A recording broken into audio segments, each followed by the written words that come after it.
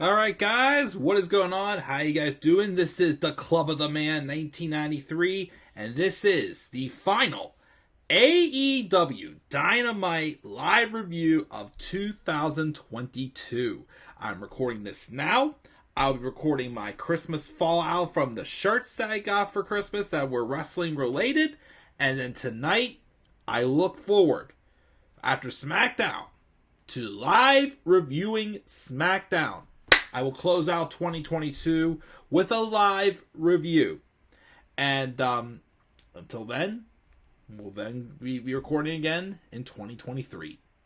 But guys, we're going to talk about Dynamite this week, which was the New Year's Smash episode of AEW and Dynamite. And I thought it was a very, very good show. Again, AEW, we all know, they go through a bit of a funk. But I really, really feel like they're starting to get back on track again. Some great storytelling, some great matches we got, from the opening match with Ethan Page and Bryan Danielson to that crazy Falls Count Anywhere match with the Elite and Death Triangle in match 6 of the Best of 7 series. Spoiler alert, it is going to 7, which I think has been a very, very well done Best of 7 series.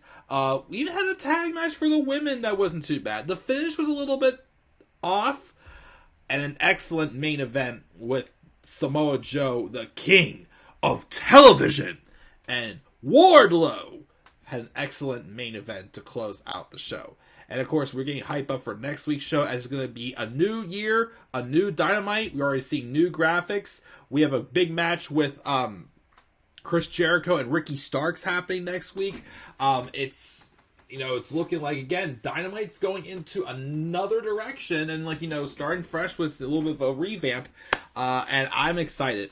Again, I am very pleased again with the turnaround that Dynamite has had the past couple weeks. As again, we keep saying this too, this fall was definitely kind of a rough period for the AEW. Again, we had the injuries over the summer. We had the media scrum stuff that happened too from All Out. Tony had his challenges, but I do think again he is starting to get back on his footing again. But again, I really enjoyed the show tonight. Again, it feels like their groove is coming back, and again, that's going to be big, especially of course if WWE continues to get better too as well. We're going to have some good competition and a lot more fun wrestling to watch. So I got really not much but positivity to say about this episode, so I'm excited to talk about it. We're going to roll in and talk about it as well. Again, this show took place in, let me find here, I forgot where it took place at. In Broomfield, Colorado. So we were in the Mountain High City. I should remember that because MJF was sitting in the crowd with the hottest chick, in Colorado, MJF says. So I will hold on. So of course I am definitely very excited. And again, well, okay, I lost my thought. I'm sorry, I was looking at my phone, but not with the hottest chick. Can't say that because I'm getting married next summer. I do have the hottest chick in my life, in my opinion. Anyways, but let's roll into and talk about this episode before it gets even more weird. Well, actually, speaking of that, because we started off with that. We started off the show with a match with the American Dragon, Bryan Danielson, versus All Ego Ethan Page. Before the match started, though, MJF's music did hit, and he was sitting out in the crowd, and he said, with the hottest chick in Colorado. But they had the match. Match was good. Stokely Hathaway also came out wearing a hat that I think Bryan was able to knock off his head and whatnot. Yeah, it was a good match. Again, I keep saying that the fur, for some reason, is just not quite clicking with me. But I am feeling something like more momentum. I feel like I'm starting to get more behind Ethan Page, because like I said, for a while. Again, I loved him with Men of the Year. I loved him with Scorpio Sky, which hopefully he'll be back soon. He's been out hurt for a while. Don't be wrong, I love them as a tag team, but even that, it just felt like he wasn't getting any meaningful wins. And yes, he didn't win here, because Bryan did win, but he won with what's it called here? The Regal stretch for you, William Regal, of course. But I don't know. Like, he's been getting some wins lately, and it feels like he's picked up a lot of momentum.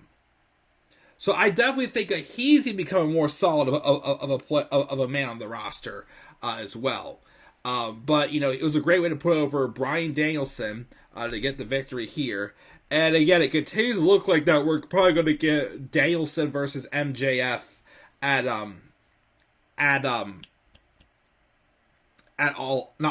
Revolution. Now, I'll be honest. Here's the thing, though, and I know a lot of people are going to say Bryan's been getting a lot of title shots to get in AEW, which I do agree.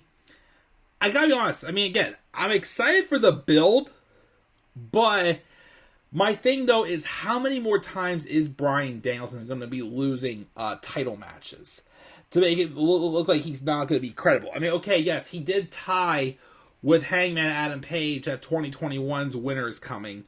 I still honestly kind of wish they would have put the belt on Bryan whenever Punk had to be relinquished after the media scrum. I kind of wish it would have at least had that, just to give it. Well, again, they gave him victories in the tournament to get to the finals to face off with Jon Moxley. But again, you also still can't count out Jon Moxley as, again, the workhorse he has been, and the example, of course, he's continuously set that, again, has made him, to me, a hero. But that's the only thing I say, though, is just like, how many more times are we going to have these title matches with Bryan Danielson, and Danielson's not going to ever win the title? Like, don't get me wrong, I want MJF to be champion for a long, long time. Heck, again, have him be champion up through the bidding war of 2024 that he is so very excited about, of course. But like I said, you gotta, I think, at some point throw Bryan a bone. But I don't think he's gonna win it here. But that will still be a great build for Bryan and MJF. But again, we will, of course, see what happens in the foreseeable future. After this, we then had a video package of Samoa Joe explaining his alliance with Wardlow and how he took notes as to how Wardlow ticks so he could take his title. Then Wardlow was about to be interviewed backstage before Samoa Joe blindsided him and was attacked with a steel pipe to his leg as he was trying to take Wardlow out before their main event match for the TNT title later on the show. We also have Hangman Adam Page being looked at, who's been out for 2 months and he hasn't wrestled. He doesn't even have a timeline right now. And the trainer says if he keeps following the protocols, though, he might be able to wrestle in 2 weeks. But if he keeps trying to pick a fight with Mox, he may not be able to get back into the ring. So 2 weeks, that is the show in LA. And a lot of people are thinking this is going to lead to a lights out match between the two of them, which that LA show is going to be big. If we get that, we could be getting we'll be getting the seventh match of the best of 7 series, which is supposed to be a ladder match. Oh man. Again, when we get that Falls Count Anywhere match, if you guys thought that was great, just wait until we get to that ladder match. I'm pretty sure that's going to be even more insane. And then, of course, also, we're getting the tag match with Saraya and a partner of her choosing, Mercedes Varnado. I still think it's going to be Mercedes taking on Britt Baker and Jamie Hayter, the AEW Women's Champion, who is doing awesome right now as a guy I keep giving her the credit for. But that Los Angeles show is going to be awesome. One of the sad part is, though, is I probably won't be able to watch it live because I'm going to be out of town that week for work. But, Anyways, so that's probably going to happen in a couple weeks, so he'll be cleared. Speaking of Moxley, we had a match with the Blackpool Combat Club with Jon Moxley and Claudio Castagnoli, and they took on Top Flight, Dante and Darius Martin. Again, let me tell you something. Again, we have been, giving Dante Martin a lot of credit. Darius Martin, his health has been inconsistent. He's been injured a lot, but my goodness, I think these guys are easily going to become like the tag team of the year or something in 2023. Because right now, the Acclaimed, they were the shocker and becoming like champions, and they're just that good that they couldn't put the titles on FTR. But honestly, if there's any team to pass the torch to in 2023, it's definitely Top Flight. They are awesome. And Claudio Castagnoli and Moxley made them both look like $1,000,000 because this match was a banger. The counters with, like, you know, the more high flyers and then, like, you know, the more physical type brawler types and whatnot was just absolutely amazing. And what was interesting too is the Blackpool Combat Club, Mox and Claudio, they both kind of play more so heels in this match. And anytime Mox has had to be like a de facto heel, he's really been good with it. And even Claudio did a great job with it here too. Of course, one of the big moments of the match was, I believe, Claudio hit the Gotch neutralizer on, I think it was Darius, I forgot which one he hit it on. But they kicked out of the Gotch neutralizer. And it was kind of a story where, you know, the workhorse veterans could not take out the young upcomers. So I think the match actually ended when Claudio tossed Darius up in the air and hit a vicious looking uppercut to get the victory. Like, it was like one he just tosses up in his elbows for, like, you know, like a stun move or whatnot he usually does. But this time, like, you saw him like toss him up and he hit him like extra harder. It was a sick bump, of course. But the Blackpool Combat Club win, but they really made Top Flight look like $1,000,000 in this match. Like I said, I really hope that they continue to stay healthy, and they definitely get a run with those tag titles at some point in 2023. Again, have them be the ones to dethrone the Acclaimed eventually. Have them be the one. If there's any team that should, it should be Top Flight. So, I look so forward to whenever they, of course, you know, get the shot to stand at the top. Anyways, we have a segment backstage with Best Friends and Kip Sabian. And Kip was like, I have a cryptic riddle for saying they've done this dance for far too long. It's about time for the final act, and he'll peel the All-Atlantic title from Orange Cassidy. But then Trent Barretta's like, well, actually, I eliminated you, Kip. And after Kip eliminated Orange, he should get a shot too. So then Orange was like, cool, I'll give you a shot first, Trent. So Orange Cassidy's going to be fighting his own tag team partner, Trent Seven, on Rampage tonight. But of course, I just like how, you know, Orange Cassidy's like, you want a shot? Cool, let's do it. Basically, like, you know, title shot Friday. Cool, I'll be there, or whatnot. Just so chill and cool about it. I love it. We didn't have Hook squash a jobber and Balaam Lynx. Afterwards, though, Stokely Hathaway, I don't think he was wearing his hat this time, came out with Lee Moriarty, and they're calling William Morrissey Big Bill. So, and Big Bill come out, and they're targeting Hook. But this brings out a Jungle Boy who takes out Moriarty, and then there was a moment where it looked like Hook was going to actually suplex Big Bill, which I think they teased it, but we're probably going to get it later, just not now. But then Jungle Boy got in there. I think he swung like a 2x4, like Hacksaw Jim Duggan does, and just ran off Big Bill, as they're calling him. I like hearing that, Big Bill. By the way, congrats to Big Bill, who just recently their weekly got engaged. So yeah, Big Bill got engaged, which is good to see, of course. I do think some of like the alcohol stuff that he dealt with when he was away from WWE, like in between these two runs, I think part of it was he had some problems with his breakup from Carmella. So the fact to see that happen too for him, like, congratulations. So I'm definitely happy for him too. So congrats, Big Bill Morrissey.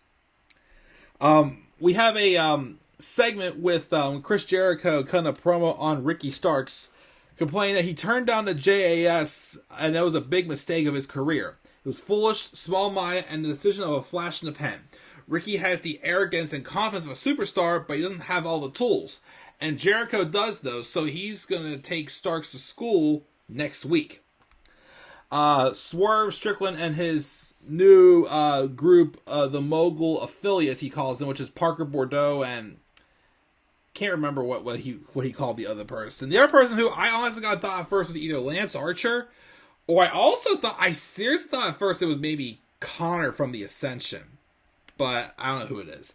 But he talks up his alliance and talks trash on Keith Lee, but then Wheeler Yuta rolls up and is just like, I can't think of any less of you, Shane, running down a man who isn't here and using these goons to do his dirty work. And he challenges them to a match on Rampage. Wheeler Yuta and Swerve Strickland. Should be interesting.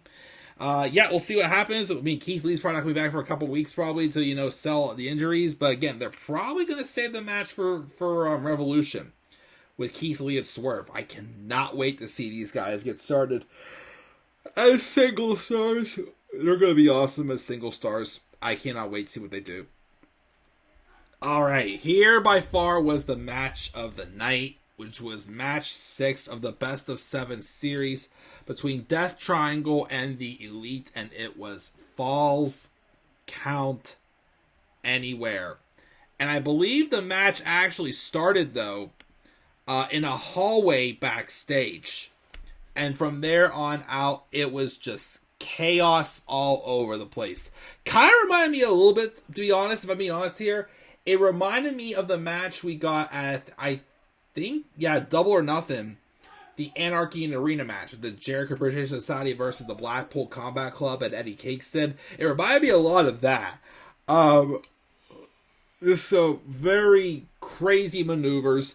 We had Kenny Omega hitting Pac in the head with a trash can, a brain buster. We had like a senton from Nick Jackson, a senton Atomigo off the shelves. We had, I believe, like a combination of like a one of the doing like a tombstone, while the other one does like a somersault into them, catching them and slamming them down on the floor. We had like several like very crazy B triggers. This was an all-out brawl all over the arena, and it was just freaking awesome. We had an electric chair in there again. A Tope Giro, a wipes Omega and Nakazawa out on the floor as well. I believe we did have a miscommunication one time where Pac was able to get out of the way of a super kick and super kicked his own tag team partner instead. We had a Meltzer driver. And then, of course, the finish, too. The finish comes, I believe Pac and Matt were in the ring. Kenny Omega, though, and I think it was Phoenix, I believe it was. Oh yeah, also I believe it was Penta or one of the two Lucha Bros did a dive off of the balcony to take them out too. But the finish was crazy. Again, Pac had Matt Jackson in the Brutalizer. At the same time, Kenny Omega hit a one-winged angel off the balcony through the table. And referees were watching both like ends. So as the referee was counting 1, 2, 3 on Omega pinning Phoenix, Matt Jackson was in the ring tapping out to the Brutalizer. However, though, the call on Omega and Phoenix got in first. So the Elite even up the series, and it's setting up a ladder match in 2 weeks in LA for the 7th and final match, which of course will decide who is the AEW Trios Tag Champions. That ladder match, of course, whoever wins that will be the Trios Tag Champs. But man, like that's just a great way to progress into that. Have like a double like decisive finish throughout the arena. The only way to complete it is again ladders. Yeah, ladders indeed. So it'll be interesting to see how this finishes off. Again, like I say, I keep saying from the beginning, when you have especially the Young Bucks and the Lucha Bros, you can't go wrong. Kenny Omega has great, chemistry with all of them. And Pac as well has had a great history with Kenny Omega as well. All 6 of these guys just work so great together. Again, this by far, either this or maybe either the second match of the series or the first match, which again was at the was at Full Gear was my favorite of the series. Because, again, this was an awesome match. Definitely, I think, a match of the year candidate. It is not my match of the year, but it could be a possible match of the year candidate. It was awesome. I should at some point, once I get things settled down, do another year review of awards video, but I don't have time this week or for the next couple weeks in January, because the first weeks in January are going to be nuts. But of course, I will address that later on tonight. But yeah, the Elite win with the one winged angel.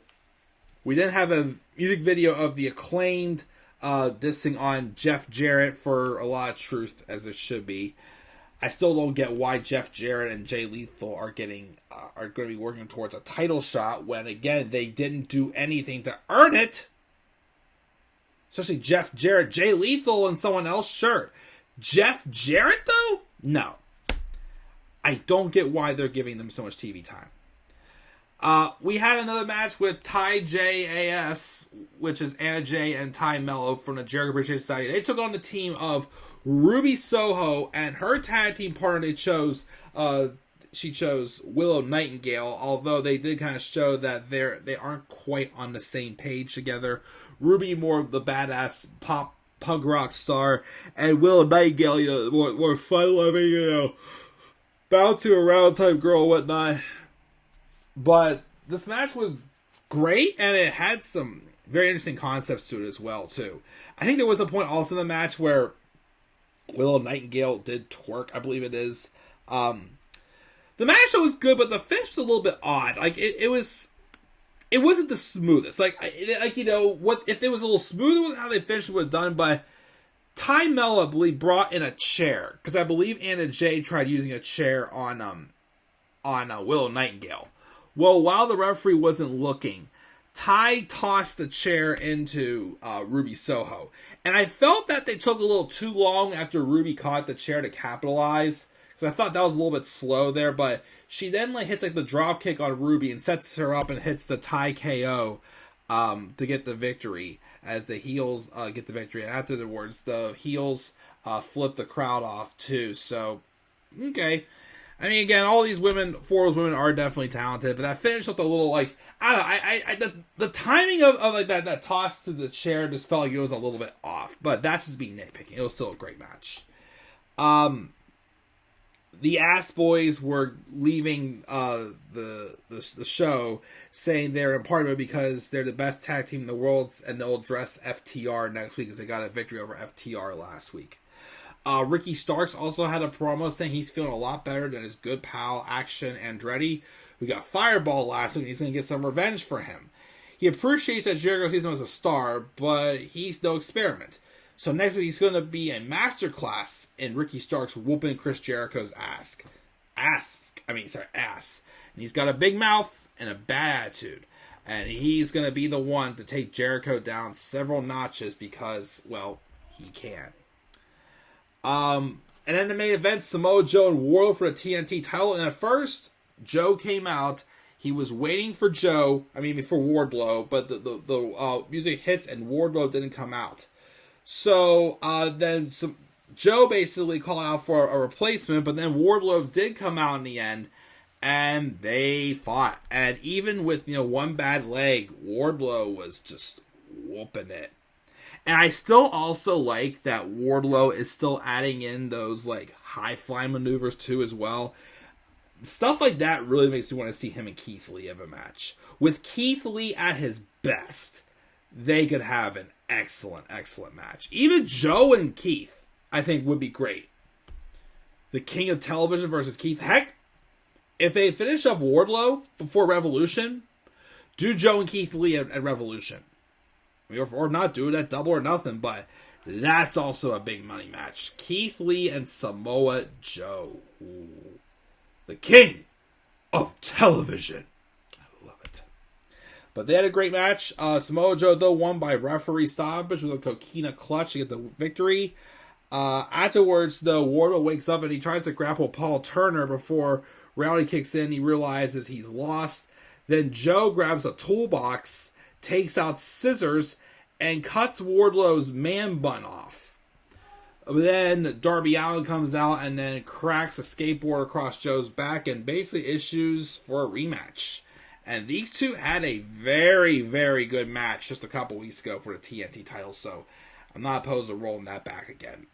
But we'll have to see that one very soon. But that, my friends, that's Dynamite. Excellent show, excellent wrestling, excellent storytelling in there as well. Couple little, nitpicks I gave, but it was overall an awesome show. A great way, again, to end the end 2022 after Dynamite did take a little bit of a bump for a bit, but they're still feeling like they're getting their groove back. But I gave this show a B+. A B+ for this week's episode of Dynamite. And yeah, with that being said, I'm going to go record the other video I wanted to record, and then I'll be up here in a little bit to review SmackDown live. It'll be a great way, of course, to end 2022, and it'll be a great start to a great year for 2023, as great things are to come for Demand. And again, I will, of course, remind you guys of the latest of, what's going to, the game plan is for some stuff on his channel. Again, I definitely want to make a new intro still, but that's going to get put on hold for now, but it will come eventually. But as I keep saying, for now, doing these uploads is probably going to be easier for me right now. Once I can get settled down and be able to do live streams again, I'll do live streams a little more often. But I thank you guys, of course, as always, for being patient with me and consistent. Cheers for 2022. 2023 looks to be an even better year. Except for the fact that I turned 30 that year, which is going to be awful. But guys, that is my thoughts on Dynamite. I gave the show a B+. What are your guys' thoughts on Dynamite from this week? Leave thoughts down in the comment section below. Be sure as always to slap a like on the video and subscribe for more content on my channel. And follow me on Twitter at the Club of Demand 93. I'm getting much better with that. And as always, be sure to shout for Meatball Sub. And follow me on TikTok at the Club of Demand 1993. Hopefully I'll also get active on there again as well. I don't watch TikToks, but I make TikToks. So guys, until then, I'm checking out. I'm going to catch you guys all later. And have a great rest of your night. If I don't talk to you guys for my SmackDown review, if you don't join me there as well, though, have a great and happy New Year. Catch you guys all later. Peace out, everybody.